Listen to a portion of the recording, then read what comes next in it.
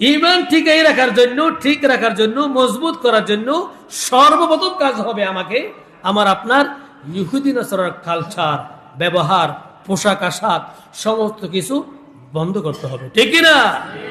এই কোরআনের মধ্যে সবকিছু আগে থেকে বলে দিয়েছে। আমার ছেলে যদি ইংলিশ বলতে পারে খুবই খুশি হয়ে যায়, ঠিক কি না? Thank you, bye bye, tata, এগুলো বলতে পারলে কত বড় মনটা হয়ে যায়। অথচ আমরা মুসলমান ঘরের সন্তান, সর্বপ্রথম শিখতে হবে আসসালামু আলাইকুম ওয়া রাহমাতুল্লাহি ওয়া বারাকাতুহু। এই শিক্ষাটা নাই, নিজের ছেলে মেয়েদেরকে দিচ্ছি না, সালামের প্রসার দিচ্ছি না। একজন মেহমান এসেছেন, অতিথি এসেছেন, ছেলেকে শিখিয়ে দিচ্ছি কেমন কথা বলে জিজ্ঞেস করো, বলে হাউ আর ইউ, বলে না হাউ আর ইউ, বলে না।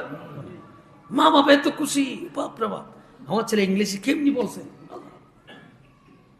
যখন অফিসে চলে যাই, বাই বাই, টাটা, এই টাটা না বললেই যায় না, টাটা দিতেই হয়। বাপ অফিসে যাওয়ার সময় এই টাটা দিতে পারলে কি খুশি রে, বাপরে বাপ। অথচ কোরআনের মধ্যে নিষেধ, ওয়ামান ইয়াতাওয়াল্লাহুম মিনকুম ফাইন্নাহু মিনহুম। ইহুদি নাসারা যেটা করে তোমরা সেটা করিও না। তোমার স্বভাব চরিত্র হবে, তোমার ভাষা হবে হ্যাঁ ফি আমানিল্লাহ, সুবহানাল্লাহ, আল্লাহর নামের উপরে ছাড়ে দিলাম, যাও। আপনার উচিত হবে বিসমিল্লাহি তাওয়াক্কালতু আলাল্লাহ লা হাওলা ওয়ালা কুওয়াতা ইল্লা বিল্লাহ, সুবহানাল্লাহ। আপনার পুরো জীবনের নিরাপত্তা কার উপরে দিলেন? আল্লাহর উপরে ছেড়ে দিয়েছেন।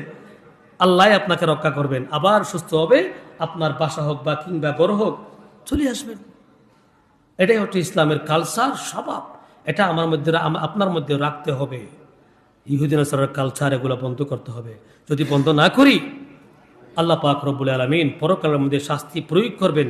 আমার ওই চরিত্র থেকে, সম্পদ থেকে, আমার স্বভাবের চরিত্র থেকে আমাকে শাস্তি দেওয়া হবে। আর এই কথাগুলি যদি আমি না বলি, সর্বপ্রথম আমাকে এই শাস্তি দেওয়া হবে, ঠিক কিনা?